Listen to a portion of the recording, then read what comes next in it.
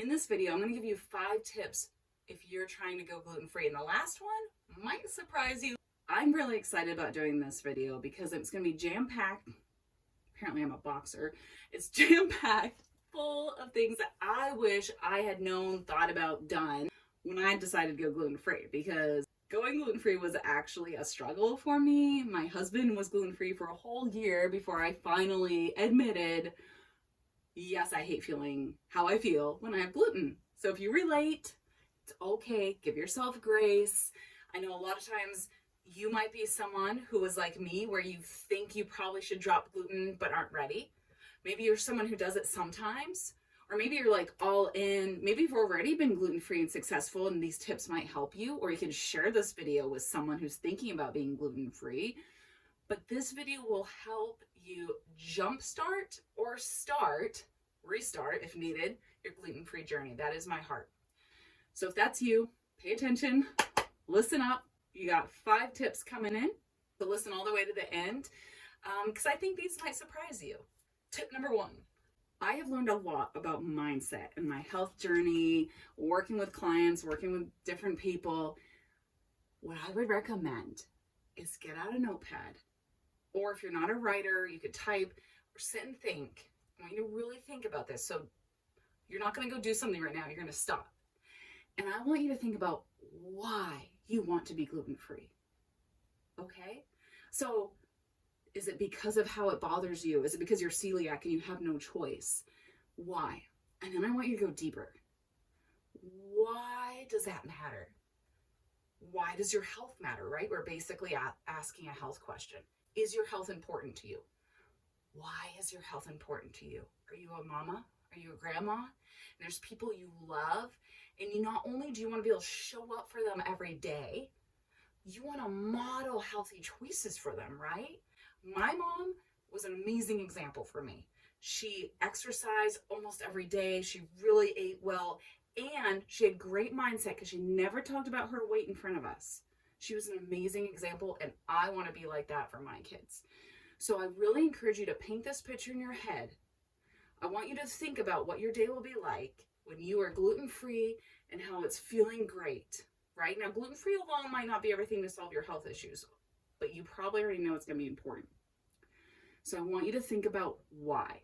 Can you do that right now? You could even pause this video and do that right now, because I'm telling you, sometimes that's a missing piece. We don't slow down and think about why, and we're just mindlessly doing stuff. For my next tip. So tip number 2, this might be obvious, but it's important. In your house, I want you to go to your cupboard, open it up, and if there's something gluten in there that's very tempting, get rid of it. Get rid of all the things that are gluten and tempting in your house. If you're a mom like me, we do keep regular bread for the kids. That doesn't tempt me. I'm not tempted by regular bread. And maybe you are, so that might not be a good option. But get rid of everything. Donate it, give it to friends, maybe you have neighbors. You don't have to throw it away. Okay, I know some of us do not want to throw away food. I'm in that. Get rid of the temptation. I'm pretty passionate about this because I've seen it helped many lives. But honestly, going gluten-free was just a step in my health journey. It helped my brain fog, the inflammation, but it didn't help with my gut health completely. Sleep, mood, pain. I had endometriosis, all of this stuff. That's why I've created a free Facebook group where if you want to learn more, if you want to go deep into, health hacks to help you go from feeling okay or feeling horrible to feeling good to thriving. That's what my group's all about. I've got simple gluten-free recipes and then live videos, trainings, great community. So go check it out. There's a link in the comments if that's something for you. Now, step 3 of what I would recommend if you're going to start or restart your gluten-free journey really helped my husband was having things that were very easy. And this has helped me too, but I just remember corn tortillas, huge benefit for him because he could just put anything in those.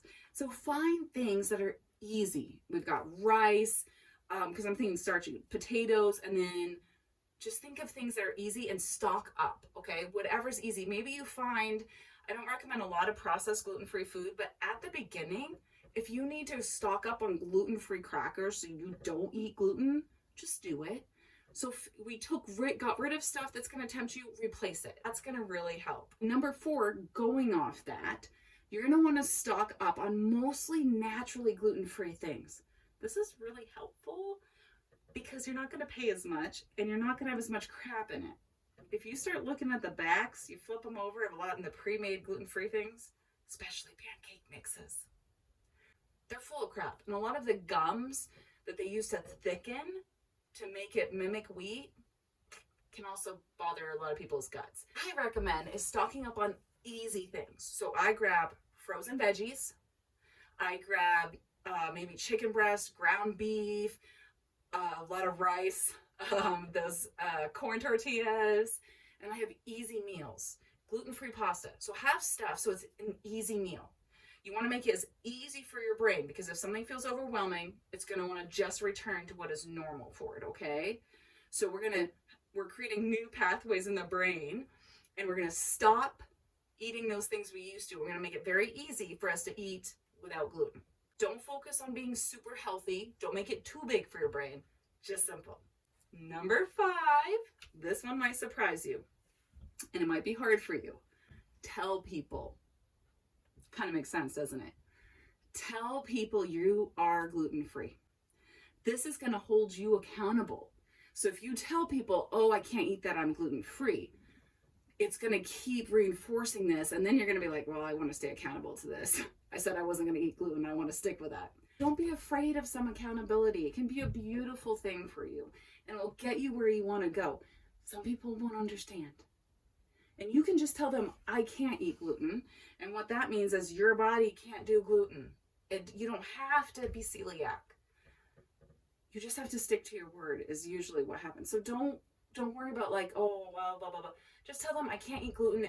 It doesn't work well for my body. That's what I do. It's fine. So don't feel bad. Don't feel guilty. Just let people know that you're not doing gluten anymore.